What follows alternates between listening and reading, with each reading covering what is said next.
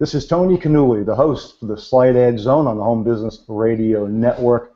And boy, I am unbelievably super excited and humbled to be doing this interview. You know, as all of our guests know, we do interviews with amazing people all over the globe. Many owners of direct selling companies, some of the top seven-figure income earners in the direct sales profession. We've had people like Bob Berg, who's a network guru, almost a network marketing, but network guru. And we have another gentleman on. We've had Bob. Bob's a great guy. He's had great materials, of course, and all of you have heard his interviews. But I've got a gentleman here I really have wanted on the show for some time. He's considered to be the he's a networking guru. Okay, not only is he a networking guru, he founded something called BNI. Now, I know this for some of you may not have heard of it. They're about did $6.5 billion in referral revenues last year. They've got over 6,000 chapters worldwide. BNI stands for Business Networking International.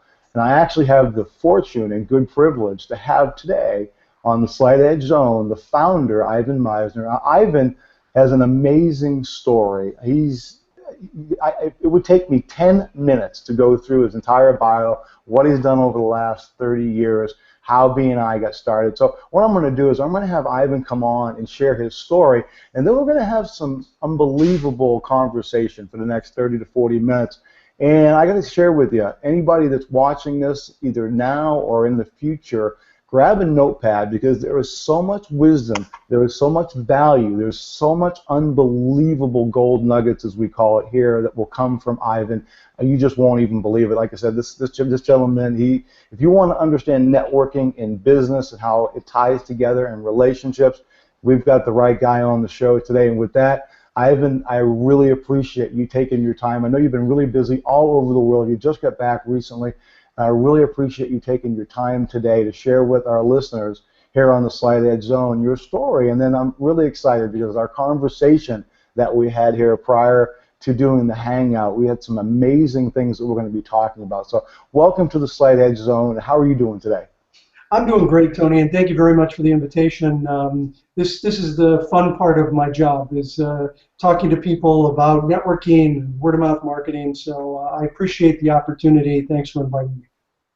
Well, you know, you are the networking guru, and you did found the largest networking group in the world, like I said, BNI. And let's talk a little bit about how did you come about. I know you shared with me your story, a little bit about where you were born and where you were raised, but how did all this come about from the beginning? And then I can't wait to discuss some of the topics that you and I were talking about earlier on the Skype. Well, you know, BNI is 30 minutes of inspiration and 30 years of perspiration. It took a lot of work to get the BNI off the ground and have it achieve the success it has today. We now have about 6,800 groups with 170,000 members in 56 countries around the world. I'd like to tell you that I had this vision of an international organization with members all around the world, but the truth is, when I started BNI, I was looking for some referrals for my consulting practice. I was a business consultant, and I needed to get business through referrals. I had friends who I knew they needed to get business through referrals, and so I put people together with the idea that we would help one another, this philosophy of giver's gain, this idea that if I help you, you'll help me, we'll all do better. And someone came who couldn't join because of a conflict, and because from the very beginning, we take one person per profession. That's it. So she said, this is great, I could get a ton of business out of this. Would you help me open up my own group? So, you know, you'll have two of these. And I said, no, this isn't what I do. I'm a business consultant. I don't run a network. And she said, well, this is sort of consulting. You're helping us get business. And so she talked me into it. I said, okay. We opened up the second group. We had 25 people come to the second group. 2 couldn't join because of a conflict. Both of them said, hey, this is great. I could get a ton of business. Would you help me open up my own group? And I said, no, this isn't what I do. And they talked me into it. To make a long story short, after 1 year, we had 20 groups, pretty much by accident. And it was at that point that I realized I had struck a chord in the business community, that business people are desperate for referrals. And we don't teach this in colleges and universities anywhere in the world. We don't teach business networking, referral marketing, and they're hungry for it. And that's when I sat down and really created a strategy to have this organization go national and then eventually internationally all around the world. Wow. That's, of course, there's a lot in between the beginning and now that's happened. And based on you told me your schedule, where, pretty much where you are at any given moment, which you may want to share, you're a pretty busy guy. A lot of what we've been talking about, it seems common sense, but I think a lot of people that get in the business, and of course, the Slight Edge Zone is all focused on its roots are in personal development. Either in order to have more, you have to become more. And the reality is that a lot of people that join the home business profession, which our show, the majority of our listeners in over 100 countries, are in a home business and they want to learn how to grow their business. But they're no different than a brick and mortar business where you want referrals and want to be able to add either customers or potential business partners, within your network. And so this show is really geared towards that. But what you teach, what's part of BNI, what I see happening in your chapters and meetings, but what you learn is absolutely, I believe, just necessary for someone to expand their business. I mean, the traditional direct selling environment is you go to your friends and family, but that list a lot of times runs out rather quickly, and or people just aren't as comfortable. And so they need to learn how to build new relationships. And the one thing that we learned in direct selling 30 years ago is your list is it's an active thing. It grows consistently with you, and as you meet people and you add them and you build relationships. And what I see a lot of times, and we talked about farming in the pre-interview, we talked about farming in this concept, and not hunting, but farming. And I love that because I come from a family of farmers, which is ironic. And so, but what we talked about there is this process that goes into building relationships and what goes on. And I tell you, I love to start off going into that and why this is so valuable for anybody that's in not only any business, but in network marketing, direct selling, affiliate marketing, internet marketing.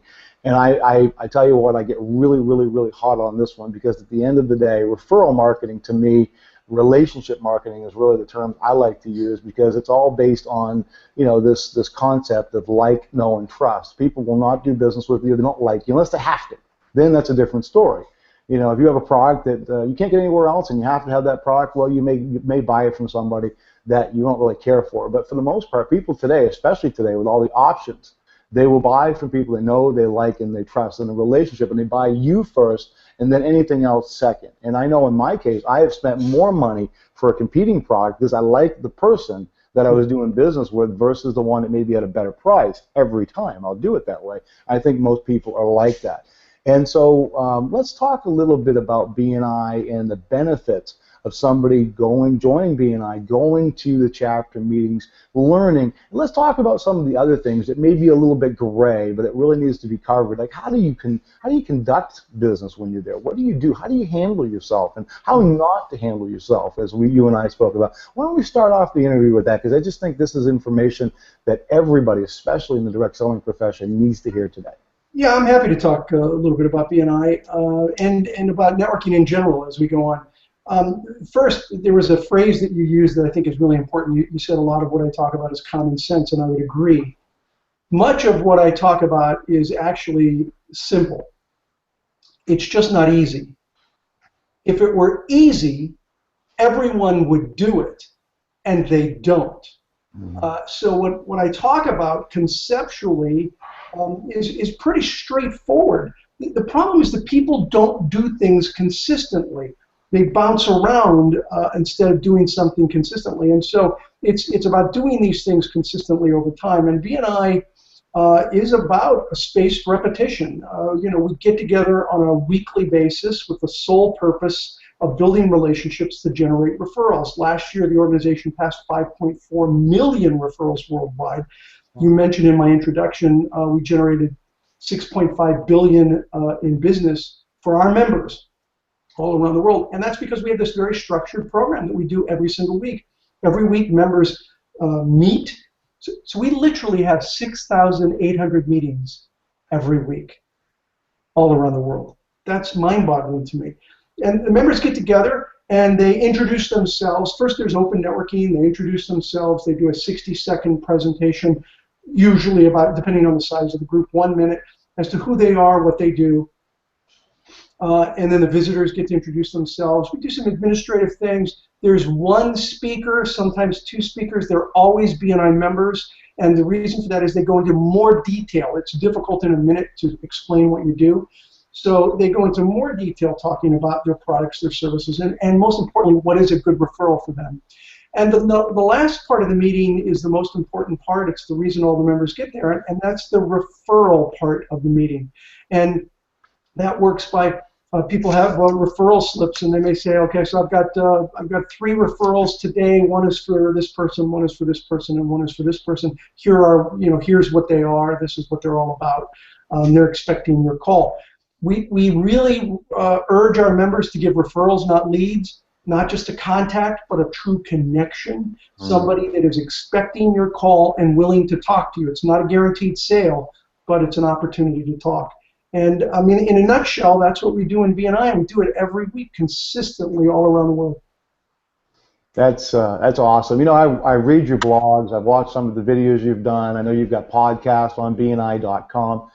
And, you know, I think what I want people to realize, that the listeners of the show here to realize, is that if you're not part of a BNI, look it up. You'll be able to go to the BNI site, and you'll see chapters in your local area. Go and hang out. Go out and meet some of the members and build a relationship. Now, you and I were chatting about this, and we were talking about this concept of farming, and that when you meet somebody and you develop a relationship, you're not just there pitching them.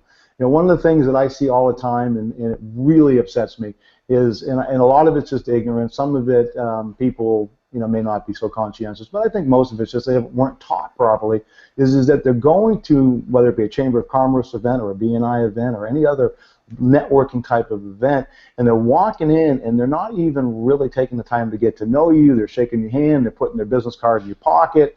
They're not really finding out about that person. They're really more dealing with themselves. And, you know, it's not about me, it's about we.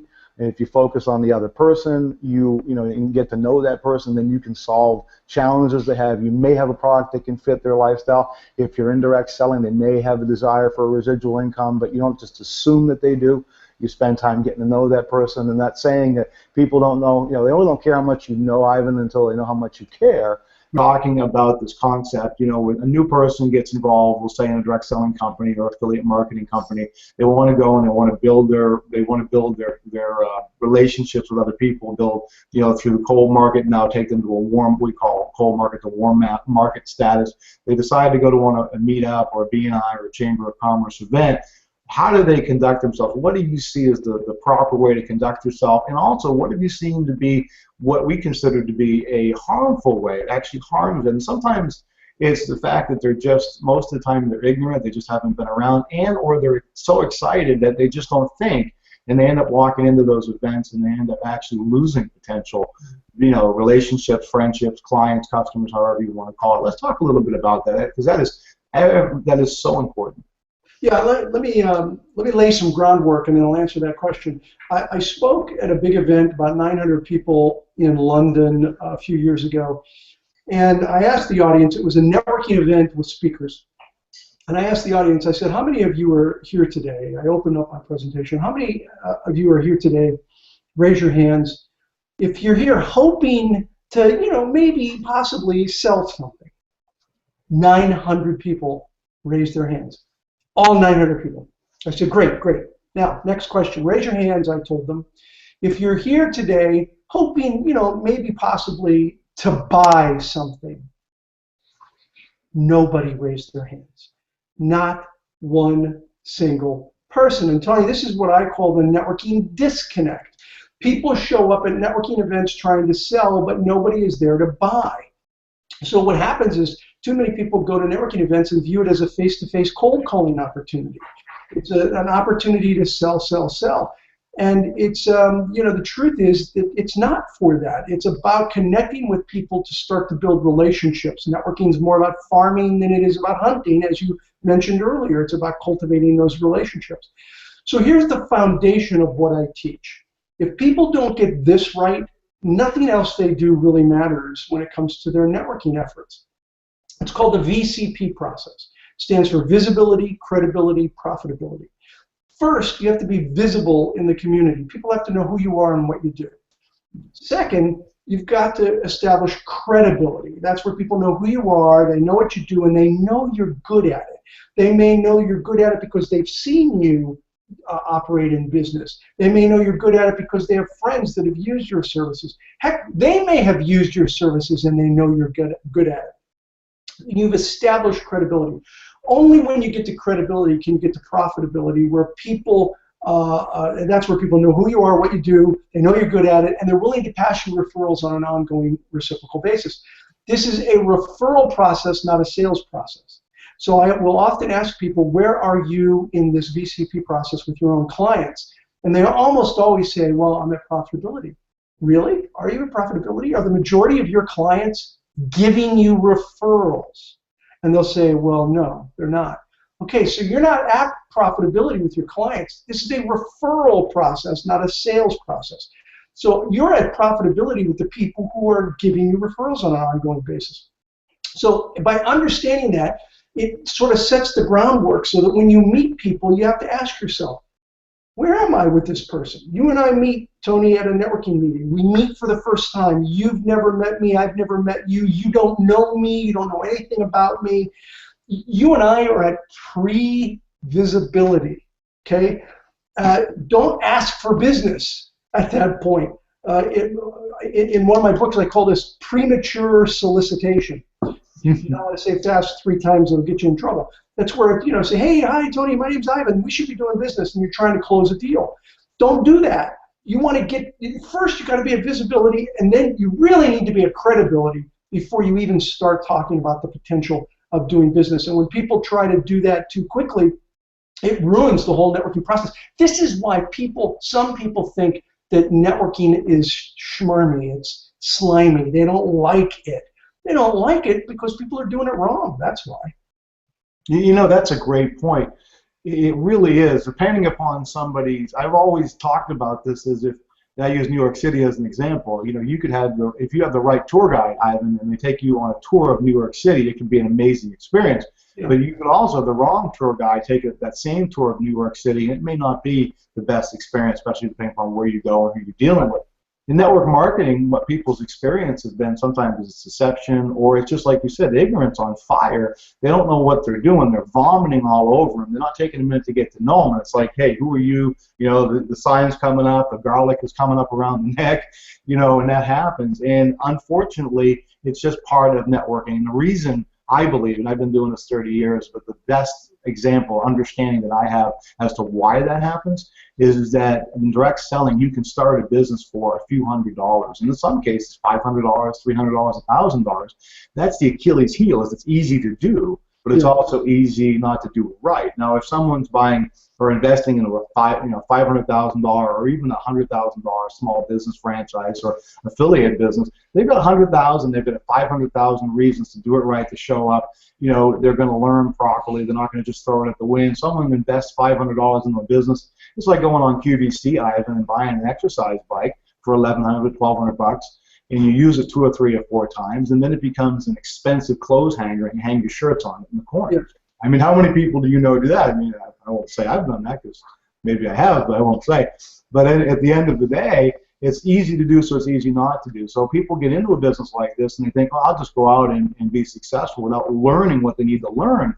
And what you're talking about right now is a system, and that's what BNI started off with, learning how to network, going in there with the right intention, going in there with, it's not just about you, it's about you and the person, going into it wanting to understand that person and know them without pitching them. They may, once they get to know you, once you've gone through that pre-visibility, and once you start going in towards the credibility phase, the process, it's like planting something in a garden. I mean, you don't plant it today and pick the fruit tomorrow, pick the vegetable tomorrow. It doesn't work that way, right? So there's a process in this farming process to get to that credibility point where someone feels so comfortable, and people have seen it all the time in networking, and all of you that are watching this broadcast will realize this. How many times have you seen where someone said, listen, when John called me, I didn't even ask him what it was. I trusted John. I love John. John was, I believe in John. They buy you first, not your product, not your opportunity. So this is really important information. So when someone goes to the BNI event, maybe some things, tips as far as some people, they go and they hand business cards. I know when I first started, going to networking events many, many years ago, decades ago now, you know, I wouldn't bother handing out cards. I collect cards, and I take one of my cards and I write the information down. And I love it because you and I have a mutual friend, Bob Berg, and Bob's been on the Slide Edge Zone multiple times. I know you have the highest level of respect for Bob. Dude, yeah, Bob's a great guy.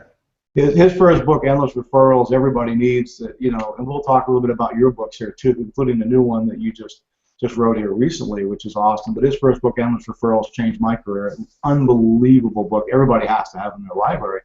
But anyway, going back to this concept, where you know, Bob would teach people, listen, what's a good referral look like? You know, what kind of business are you in? You're spending time asking them questions, getting to know about their business, getting to know about them, and then when you get to know a little bit about them, it's like, well, if somebody were to come along that could potentially be a referral for your business, you know, what would they look like? And I love that process. If we did that in direct selling as a regular thing, instead of just teaching people to pitch, if we did that every day in direct selling, the ratios would be significantly, in my opinion, significantly different as far as the results that we get. So I know that's a little bit to talk about, but I just think this subject, Ivan, is so important. And we're going to relate this to online. I mean, you've been an in-person guru, but you've been doing matter of fact, I know you're considered, I think it was CNN that called you a networking guru, and you're the father of modern day networking. Look, they call me the father of modern day networking. I'm just glad they're not calling me the grandfather of modern day networking yet. So it's all good.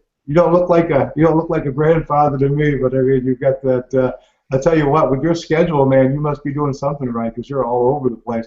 But we're going to talk a little bit about it online, and I always say, listen, don't do anything online that you wouldn't do in person. And so when someone sends me a message on Facebook and they go, here, Tony, I know I don't know you, but here, click on this link and check out my business, I say to them, I say, would you go to a Chamber of Commerce event or a BNI event? Would you take a yellow sticky note? Would you write your link on it, and would you slap it on the person's forehead before you even shook their hand and said, hey, how are you today? Would you do that? And most people laugh. They go, oh, I would never do something. That's like common sense, right? But online, they're doing it every single day. And so I know that that's an important area because as we go online, and everybody now is, I mean, it's just the way it is. We're doing. Okay, so first of all, if your network is a mile wide and an inch deep, it'll never be a powerful network. If you want to build a powerful personal network, it needs to be both wide and deep in places. You can't have a deep relationship with every person in your personal network, but you can have a deep relationship with many of them, and those are the people that you tend to be at profitability with. So it takes time to build those kinds of relationships, but you have to do it. One of the things that I recommend is, and we really emphasize this in BNI, is that you do these meetings with a whole lot of people, but you don't get to go deep with a lot of them. Now, over time, you'll learn more and more. But the way to go deep is to have a one-to-one with them after a meeting. So in BNI, we really focus on having members meet with each other separately to go deep and learn more about each other. One of the exercises that we use that comes out of my current book, the 4th edition of The World's Best Known Marketing Secret, is what's called the Gains Exchange. It's an acronym, G-A-I-N-S, GAINS. And people actually exchange this information. It stands for goals, accomplishments, interests, networks, and skills. And so I talk about what my goals are in business or maybe personally, what my accomplishments are, what my interests are, what my networks are, what my skills are. And you do the same, and then we share that information. Now, it sounds odd, but it works really well because by doing this, we find out where we have overlapping areas of interest. When I tested this out, I had 2 guys at a BNI group that I ran this by, and they were like, we don't want to do this. I think one of them said, this is weenie. We don't want to fill this thing out. And I said, okay, I get it, but I got to figure out, I got to see if it does in fact work or not work. So would you guys try it? And they did. And so they were going through all of their gains material, and they found out that they were both soccer coaches for their sons' soccer teams. Boom! All of a sudden, these guys are, everything else is off the table. They're just talking about soccer. They made this really good connection. Now, they had been members of this group for 9 months. They'd never given each other a referral. They'd hardly ever spoken to each other, not because they didn't like each other. They just didn't think they had anything in common. Now, with this, they're in touch with each other all the time. They're sharing plays. They're sharing coaching ideas. They even ended up starting to scout for each other, where one would go scout the other's team, and then there were the other one. And so, guess what happened? Within months, they started passing each other referrals. They had known each other for almost a year and never given each other any business. They find out that they're both soccer coaches, and that was the glue that brought them together to build a relationship, to go deeper, and really want to help each other, and it turned into business. So one of the things I recommend is you go do these one-to-ones. That's one way. You go deeper to build that relationship, to get to credibility and move you to profitability. Wow. Yeah, that is fantastic advice. And at the end of the day, especially when you're dealing with direct selling where it's exponential, it's the old saying, one can lead to 1,000. And Yeah. so you just don't know which that one is. But what you're talking about is part of an incredible part of the rapport building process. And in your opinion, and I've found this to be the case, is sometimes if you listen to where somebody's at and you really listen, we talked about being ABB. You're actually in the moment with the person. You're not thinking about 10 different things. You're actually focusing on them, which is so key in my opinion. And first of all, they sense that and they know that you care. And they know that you actually want to know about them. But I've heard many times people that will listen and spend a lot of time listening, and then that person will walk away, and they're like, man, he was the best conversation I've had in so long. Yet you hardly said anything, but you just listened, and you got to know that person. And once you listen, intel happened, you build credibility and rapport, because once again, their guards will go down when they feel like you actually care, and you're not just there for self-serving reasons. There's a reason why they call servant leadership, not self-serving. And at the end of the day, if you, like Zig Ziglar, we talked about Zig, a phenomenal mentor of mine, and the first host that we had at the Home Business Radio Network before he passed. What an amazing gentleman. We had spoken about him. It's like helping out people get what they want, you'll get what you want. And that saying is used a lot in direct selling, but I don't believe most people are attached to that saying. In other words, we talked about Bob Burke again. He said Bob is congruent with who Bob is. Bob walks his talk. He doesn't just teach it. He doesn't just write about it, but he actually does it. And those we both agree. Absolutely. Bob's the real deal. He's not only brilliant with his material, he practices what he preaches for sure. If I could just comment on one of the things you were talking about with people who are meeting, and sometimes when the one's quiet, the other one thinks, wow, that was a great conversation. The reason for that is when it comes to networking, it's more important to be interested than to try to be interesting. If you're interested, that goes a lot further when you're trying to build a rapport with someone rather than to be interesting. And I think a lot of people don't get that. A lot of, particularly salespeople, are extroverts, and they're out there, and their favorite topic is themselves. And so it's important to really develop the skill of being interested as opposed to just interesting. And one other quick thing on something you said. You mentioned servant leadership. Great concept. Be looking for a new book by a good friend of mine, Dr. Mark McCurgow. The book's not out yet, but it's going to be out within a month and a half, called Host Leadership. And it's a spin. It's really different than servant leadership, but it's the whole idea that a great leader is almost like a host. They're a connector. They're putting people together. It's not about serving so much as it is about hosting. Really interesting concept. Dr. Mark McCurgow, Host Leadership. That is an interesting concept, because I know that when I'm talking to or doing classes or speaking engagements, and we talk about this whole concept of training and developing salespeople, and I share that the direct selling process, 90+% of the people that join a home business today, and we're going to talk a little bit about home business, and also you had a story I wanted to remind you of. You were talking to me about earlier about home business with a friend of yours that we mentioned. And I'd love for you to share that story. But one of the things about home businesses is that we're not really in the same sense salespeople like people think. And really it's all about just building that relationship with that person. And in the trust, a tour guide is the term that I've used in training, and I know some of the other leaders in the profession have, because that's really what we do. We connect, we share information, we point, guide, and direct.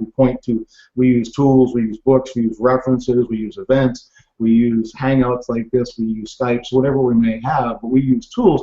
We're not so much being the salesperson itself. We're actually guiding people. So I love that concept of host leadership versus servant leadership, because it's so true, and it's more in alignment with what we're talking about. But let's talk a little bit about home business. You had mentioned that gentleman earlier. Let's talk a little bit about that, and you got a great story about that when we were on the Skype interview. Yeah, by the way, BNI started as a home-based business. I didn't know. Oh yeah, I started BNI out of my house. We ran BNI out of the house for about 6 years before I moved it out into an office. And in a way, I've kind of come full circle because I travel so much. Most of the work I do now is in my home office. This is my home. And I travel to BNI headquarters in Southern California on a regular basis. But so I've kind of come full circle in working as much or more out of my house than I used to. But home-based businesses, a great story about a good friend of mine. I haven't talked to him in a little while. I need to reach out to him again. Paul Edwards. Paul and Sarah Edwards wrote the seminal book, Working from Home. It was written in the 80s, but it was an extremely popular, well-known, thick book. And it was sort of the Bible for starting a home-based business back in the 80s and 90s. So anyway, I met Paul long before he wrote that book. It was probably about 1982, maybe 83. I was 25 years old. He used to do these mastermind sessions where he would bring people together once a month, once every other month, and they would do this sort of vision making. Where's the economy going? What's the latest, greatest in business? And for some reason, he took a liking to me and invited me to these things. I wasn't self-employed. I wasn't even. I didn't own a big company. I was an employee somewhere. But he invited me, and I went to these. One night after the thing was over, he said, "Ivan, I want to show you something." I said, "Yeah." He took me into his office, and he said, "You see that?" And it was this like box. And I said, "Yeah."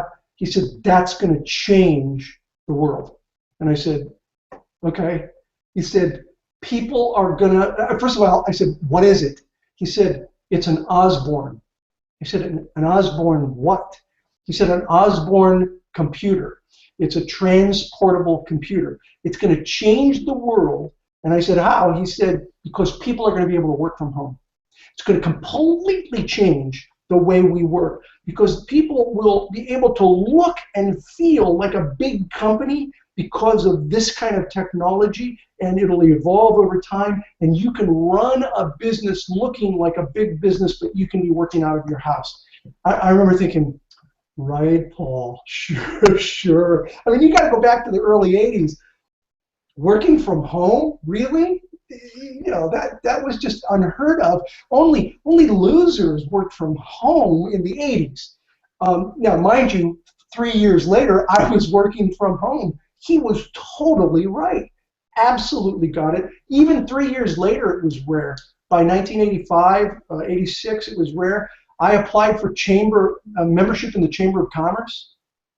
Actually, it was 84, so it was 2 years later. I applied for membership in the Chamber of Commerce. And they wanted my office address. I told them what it was, and they said, "No, you can't. You can't be a member of the chamber. You're working out of your house. That's not a business." They had to create a special membership, and they did it in about 86 or 87. That if you worked from home, you'd still be a member of the Chamber of Commerce. Now, I don't think they even asked that question. I could be wrong. But we've come a long way. Home-based businesses are now so commonplace. But in the 80s, it was really rare. And it comes the term, if you're in a business, a home-based business, as Troy Dooley, our news director, says, act like it. And treating a business like a business just because you work from home is no different. I mean, you treat it every bit as serious just as we spoke about earlier, even if somebody invests $500 into a business, they need to look at it like it's a 6 or 7 figure business if they expect to earn a 6 or 7 figure income. And the techniques in becoming part of BNI and learning what we're talking about right now it's not just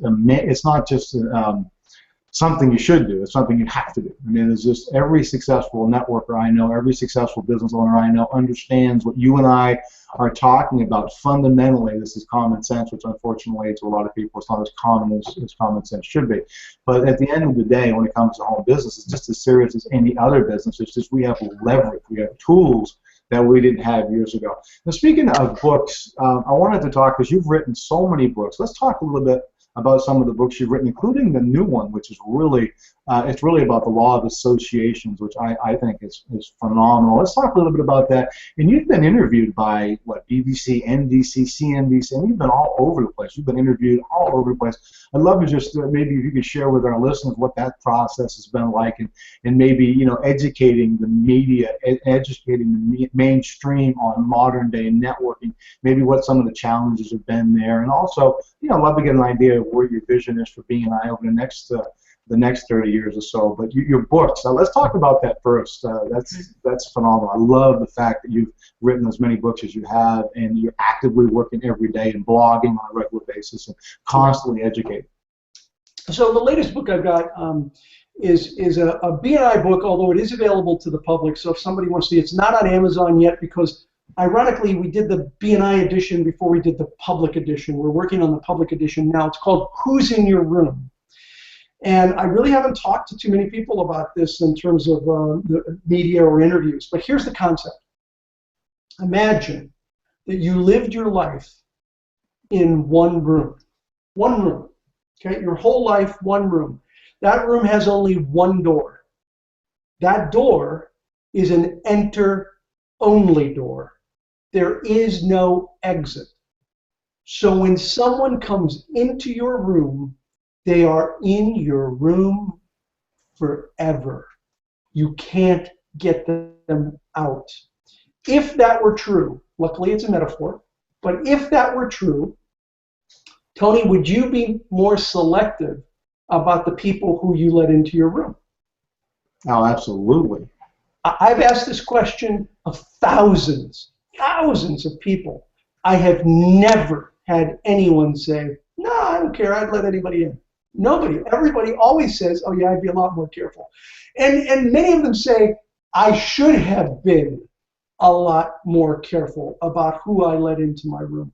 And so the whole concept is being about understanding your personal values, your mission, what you want to accomplish as a person, as an individual, as your business, and surrounding yourself with people like that. And so we talk about creating a metaphorical doorman, somebody that, you know, it's really your conscious or subconscious who stops people from getting too close because they don't have those same kind of values that you have.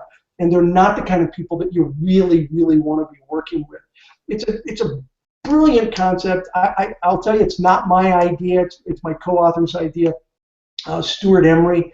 And I heard him speak on this topic, and I said, "This is absolutely brilliant." And he invited me to do the book with him.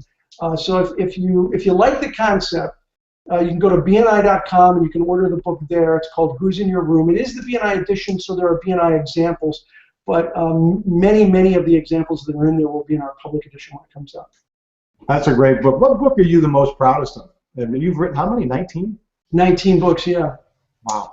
Which book am I the most proud of? You know, it's like saying which of your children do you like the best? You know, I think in terms of the book that is the most seminal book, has got to be The World's Best Known Marketing Secret. It was the first major book I did. It was my second book, but it was the first major book I did. It's now sold a couple 100,000 copies and has been translated into probably 10 languages. And it's really, the fourth edition of The World's Best Known Marketing Secret is really, really thorough, and I'm very proud of that. If I could only have a person read one book of mine on networking, that would be it. In terms of an overall book, I think one of my favorites is Masters of Success. I love doing that book. It's not in my niche. It's a broader book, on the topic of success. But I really enjoyed doing that book, Masters of Success. Fun book. Interviewed a lot of really successful people for that one. Oh wow, that sounds like that's a great book for everybody to add to their library. And one thing we had chatted just a little bit about this before the interview today. Just we're in an online world, and look what you and I are doing right now. This wouldn't have been possible even maybe 6-7 years ago. Maybe even 5. But as far as being able to have an open conversation where it's the closest thing to being there, without being there. I mean, pretty soon we'll be beaming ourselves around from one location to another like in Star Trek. But right now, this is as good as it gets when it comes to that touch, because when you can see somebody and talk with somebody, whether you use Skype or Google Hangout, you can transfer your belief system. People can see who you are, your essence. They can feel you. They can hear you. They're using all their senses. So it's a really good way to do business. Matter of fact, whenever I meet now or meet new people in the profession, I try to do a Skype because I want them to get a sense of who I am. I want to see who they are because I really think it makes a big difference. And so we were talking about online networking prior. One of the things that I was sharing with you, Ivan, that I think is really important is people today, especially if you're internet marketing based, where it's this thing about filling a funnel and traffic and and emailing and building a list, and all that's great. Leads and funnels and traffic, that's all great stuff. But without a relationship, it means nothing. In my opinion, it just doesn't. You may make a sale here and there, that's fine. But when it comes to building long-term, lasting relationships, and last, I knew direct selling, it should be consumable. So you should be repeat, whether it be customers or whether it be your associates or affiliates. But here, here's what I want to chat just for a minute about: is this whole concept of doing business online, and would it be any different to do it online than it would be in person? And as I was saying to you earlier, and one of the things that I'm starting to do now is to teach people how to go and send a message to their Facebook friends. Because if somebody has 1,000 friends on their Facebook, maybe they have a connection with 100. Maybe it's 50, maybe it's 200, depending upon the person. When I say a connection, where they know them well enough to pick up the phone, to actually get them on an instant chat back and forth, but they have some strong connection with that person.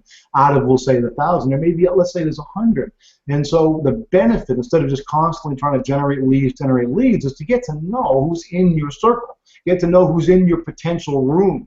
And how, one thing I've started teaching, and I'm going to be doing these virtual hangouts, is teaching people how to invite 8 to 10 people into a Google Hangout where they could do a virtual, like a BNI, where they say, this is who I am, this is what I do. People can see them, hear them, actually feel them through that virtual experience, and then take that offline, get them on the phone, get them on Skype, meet with them if they can, if they're local, and build that relationship. And imagine if they did that, even for 90 days, 8, 10, 12 people a week, for 90 days. Now, instead of knowing maybe 100 people on their Facebook, they know a few hundred. Where will that take them if they do that? So I'm excited about that concept. I'm going to be doing that here, and I'll report back the results as well here moving forward. But what's your thoughts? I know you're doing a lot with BNI on online networking. You've got platforms. I mean, you're doing a Google Hangout, I know, at least once a month yourself and all. But what's your thoughts on what we're talking about?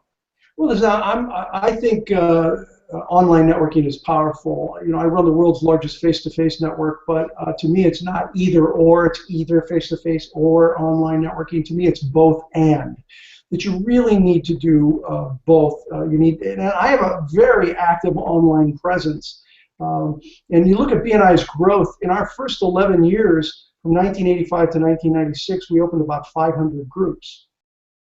Internet really started taking off around 1996. So from 1996 to 2007, we opened, the first 11 years we opened 500 groups, but the second 11 years we opened 5,000.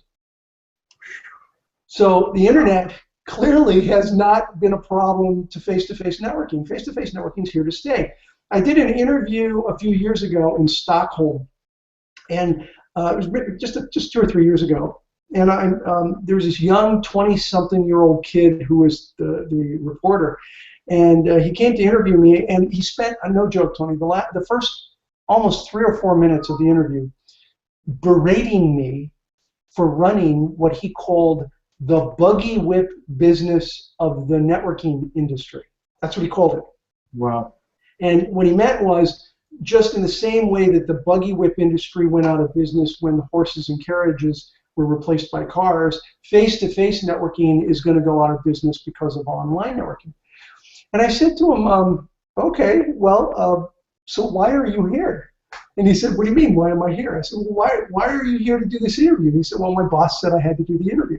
I said, no, I get it that you're not crazy about the topic, but why did you come here to do the interview? Because it took you an hour and a half to get here. In rush hour traffic, when you leave, it's going to be even worse going down. Why did you come here? And he looked at me without skipping a beat, Tony, and he said, oh, well, because a face-to-face interview is always better. And I was like, that's the answer. Nothing really beats face-to-face. This is good. This is very good. Being on the phone is pretty good. Meeting people online is good. But nothing beats shaking someone's hands, meeting them personally, having that conversation face-to-face. So it's not either or, it's both and. I think online networking is powerful. VCP still applies. You still have to move through visibility, credibility, and profitability. Premature solicitation happens online, but it happens at light speed because the technology allows you to spam people. And so you still, the same concepts apply of building relationships. And it may actually take a little longer online, but you do have more breadth because of the ability to contact so many more people. Hope that answers your question. No, that's, it's interesting because on one hand, you can do business 24/7, you can build relationships 24/7, you can meet new people. We called it the 3-foot rule 30 years ago, where when you meet people, get to know them and shake their hand and ask them how they're doing and move on from there, and then maybe develop a relationship.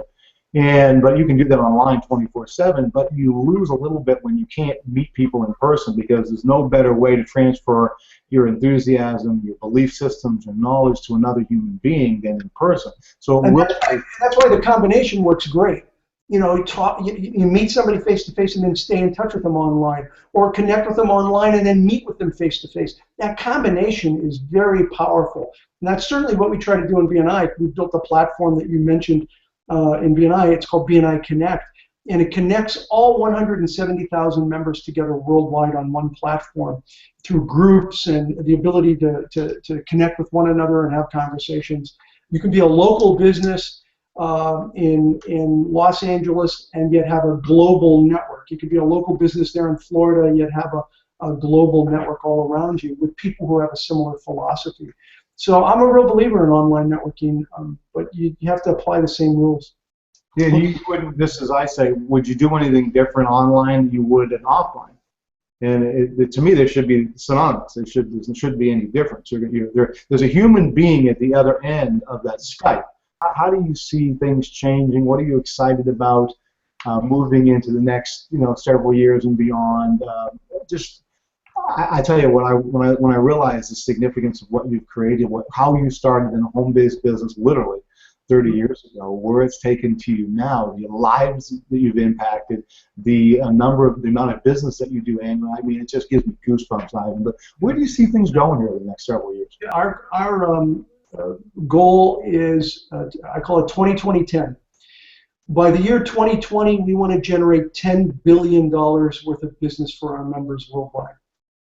I think we are well on the way to meeting that. I think we're very likely to actually beat that before 2020. But that's our 6-year goal, is $10 billion in business for our members by the year 2020. My long-term goal is I believe that BNI can operate in every entrepreneurial nation in the world. Wherever you have a country of entrepreneurs, BNI can operate there. So we have many, many countries to still expand to, and a lot of growth that can be done in the countries that we're presently in. I foresee BNI having tens of thousands of chapters, not just thousands of chapters worldwide.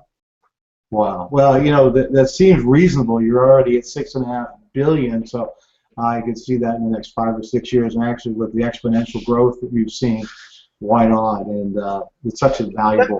That would be exponential, because it took us 30 years to get to $6 billion. But I think in the next 6, we can definitely get to $10 billion in business for our members. We are changing the way the world does business. And we're doing that through this concept of giver's gain. This idea that if I help you, you'll help me, we'll all do better as a result of it. I do not think there is any better way to do business into the 21st century. And I'm really proud of my members worldwide for what they're doing to help build the economies around the world in those local communities. They're making a difference for themselves and all the people that they employ. This organization is, making a difference in the world. You guys really are, and talk about the term, grassroots, and it's very natural, very organic, the way you do it. And for a novice business person, somebody that comes out of it, what I call a W-2 world, that wants to go into the 1099 world, Ivan, there's definitely a major learning curve. And joining and getting involved in the BNI and learning how to build your network properly, I just can't think of any better way for a newer person, especially that's not been taught what you guys teach. It's so, and even the ones that are seasoned, successful professionals are a part of BNIs, are part of networking groups. So it's just such a valuable thing to do and to be part of. And the other thing I want to say is I just appreciate everything you're doing.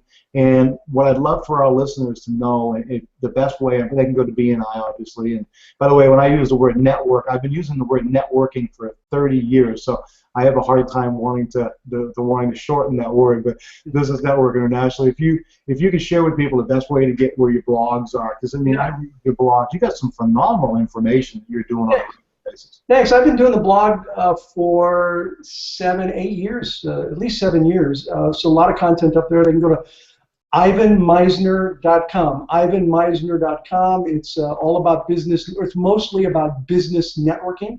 IvanMisner.com. And of course, BNI, you can get information by going to BNI.com. That's awesome. Listen, Ivan, once again, thanks so much for coming on today. I know you and I had talked about possibly connecting with some other people that you've done some work with as well. I would love to extend an invitation for you to come back in the future as many times as you'd like. This interview is so valuable that people that go back through it in multiple times, they'll just get so many little nuggets. And your blogs have so much value. Your books have so much value. Everything here. I just want to thank you for coming on. I'm humbled that you've come on the Slight Edge Zone. You are a world-class ambassador, and thank you so much. Color me cooperative in coming back. I'm happy to come back anytime, and I appreciate the invitation. Well, thank you. Listen, have a wonderful week, and thank you, everybody. This is Tony Cannuli, the host of the Slight Edge Zone, and we've had another phenomenal interview with the founder of BNI, Ivan Misner. Have a great week, and remember, whether you think you can or whether you think you can't, you're right.